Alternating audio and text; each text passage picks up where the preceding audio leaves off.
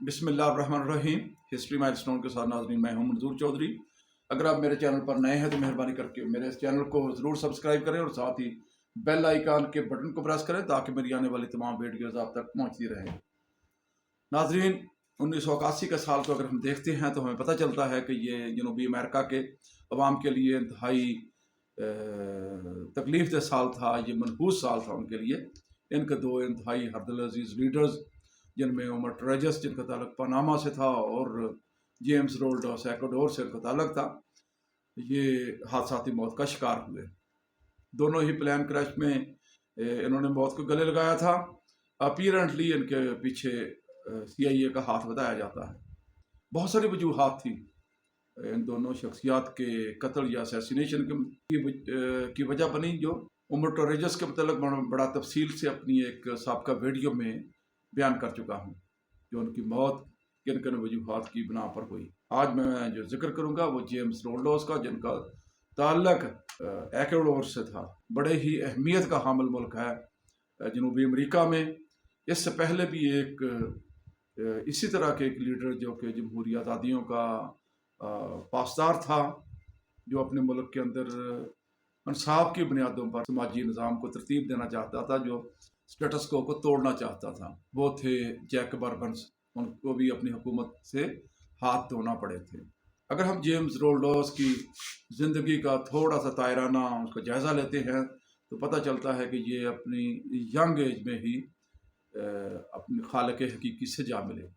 इन्होंने मौत को तो गले लगा लिया, लेकिन कभी भी अपने असूलों पर सौदेबाजी नहीं, कभी पीछे नहीं हटे। महज 41 साल की उम्र में इनको एक प्लेन क्रैश में हलाक कर दिया गया था। 1979 में अपने मद्दे मुकाबल को नहायत ही भारी वोटों से शिकस्त देने के बाद रोल्डोस इक़्तिदार में आए थे। इनके ऊपर 68% से ज़्यादा वोटर्स ने एतमाद किया था। इक़्तिदार में आने के बाद जेम्स रोल्डोस ने अपने उस मंशूर के ऊपर अमल किया जिसको वो लेके आगे बढ़ रहे थे, जिसके बलबूते पर उन्होंने इलेक्शन जीता। खुशकिस्मती इनकी समझ लें कि उस वक्त वाइट हाउस में भी एक इंतहाई मुदब्बर और असूल परस्त प्रेसिडेंट विराजमान थी। मुख्तसर सा अहवाल था ये, उस बैकग्राउंड। अभी मैं डायरेक्ट आता हूँ अपने उस मौजू की तरफ जो वजह बना जेम्स रोल्डोस की असैसिनेशन का मुमकिन तौर पर। जेम्स रोल्डोस, मैं पहले आपको बता चुका हूँ कि ये समाजी इंसाफ और समाजी फलाह बहबूद के प्रोग्राम लेकर आगे बढ़ रहे थे। उसमें सबसे बड़ी रुकावट मुल्क में तेल तलाश करने वाली कंपनियां थीं। मुल्क के अंदर तेल तलाश कर रही थी, इनको लगाम डालना ज़रूरी था।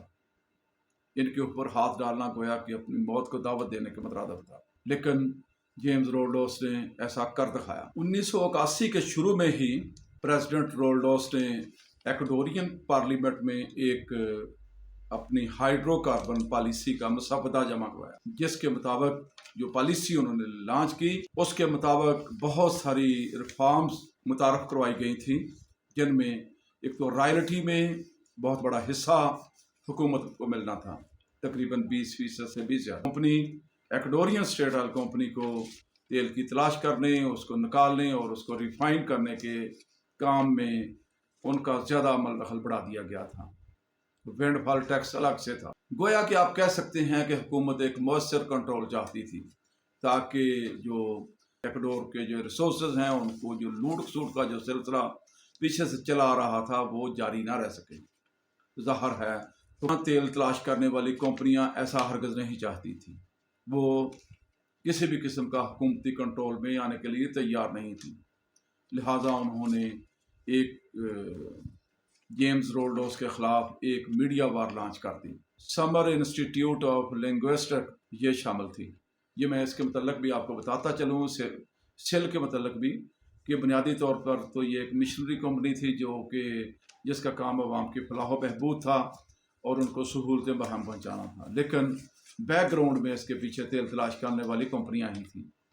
ये उन्हीं के एजेंडे को आगे बढ़ा रही थी और इसका काम मगरबी तहजीब को और सरमायादारी निज़ाम को तरवीज करना था। इसका मैं सिर्फ एक मिसाल आपके सामने रखता हूँ कि जहाँ भी ये तेल तलाश करने वाली कंपनियाँ जो कि इसको फंड करती थी, वो जाती तो ये वहाँ पे غریب عوام جو رہ رہے ہوتے تھے وہاں سے ان کو نکالنے کے لیے طرح طرح کا لالچ دیتی، اپنے بنائے ہوئے کیمپوں میں ان کو آسائشیں مہیا کی جاتی، ان کو تعلیم اور ان کو کھانے پینے کی سہولتیں اور لباس فراہم کیا جاتا تھا، اور ان کو یہ ترغیب دیتے تھے عوام کو کہ یہ اٹھ کے ان کے کیمپوں میں چلے جائیں، تاکہ وہ علاقے جہاں سے لوگ مزاحمت کرتے تھے تیل تلاش کمپنی کرنے والی کمپنیوں کے خلاف، وہاں وہ ان کی مزاحمت کو کم کیا جا سکے، وہ مزاحمت نہ کریں اور خاموشی کے ساتھ کسی دوسری جگہ کے اوپر شفٹ ہو جائیں۔ اس طرح کے مکروہ دھندے میں یہ سیل شامل تھی۔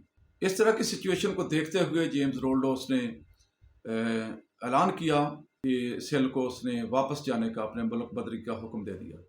مختلف عوامی اجتماعات سے خطاب کرتے ہوئے اس نے اپنی پالیسی کو ری وزٹ کرنے کا اس نے کہا، میں سوچ بھی نہیں سکتا۔ اس طرح کی سچویشن میں ظاہر ہے کہ ان کا سسٹین کرنا، حکومت میں رہنا ناممکن تھا، خصوصاً ایسے وقت میں جب کہ پریزیڈنٹ ریگن وائٹ ہاؤس میں آ چکے تھے۔ وہ دوسرے ممالک میں ان کے اوپر اپنی ہیجمانک پالیسیاں مسلط کرنے میں ان کا اپنا ایک شہرہ تھا، لہذا ایسا ہی ہوا۔ 24 مئی 1981 کو جب صبح کے وقت وہ ایک عوامی اجتماع سے خطاب کر رہے تھے اور انہوں نے تیل تلاش کرنے والی کمپنیوں کے اوپر سخت تنقید کی ان کو، اور اپنے پروگرام کو آگے بڑھانے کے لیے انہوں نے اعادہ کیا۔ وہ ایک دور افتادہ مقام کا وزٹ کرنا چاہتے تھے اسی دن۔ عوامی اجتماع سے خطاب کرنے کے بعد جیسے ہی وہ اپنے طیارے میں بیٹھے اور راستے میں ہی ان کا طیارہ گر کر تباہ ہو گیا۔ ان کو اپنی اس ممکنہ اسیسینیشن کی خبر شاید پہلے سے ہو چکی ہوئی تھی، لیکن اس دن عین وقت کے اوپر جب کہ وہ دوسرے طیارے میں سوار ہونے کے لیے جا رہے تھے، ان کے ایک سیکیورٹی افسر نے ان کو مشورہ دیا کہ آپ دوسرے طیارے میں چلے جائیں۔ ناظرین، ہماری تاریخ اس طرح کی مثالوں سے بھری پڑی ہے۔ وہ تمام لیڈرز جو اپنے عوام کے لیے کھڑے ہوئے، جنہوں نے اپنے عوام کے حقوق کے لیے سٹینڈ لیا، ان کو کیفر کردار تک پہنچا دیا گیا، یا تو ان کی حکومتیں چھین لی گئیں، یا ان کو بے وقت کر دیا گیا، یا پھر ان کا عدالتوں کے ذریعے یا اس طرح کے حادثات میں ان کی موت واقع ہو گئی۔ وَمَا عَلَيْنَا إِلَّا الْبَلَاغُ الْمُبِينُ۔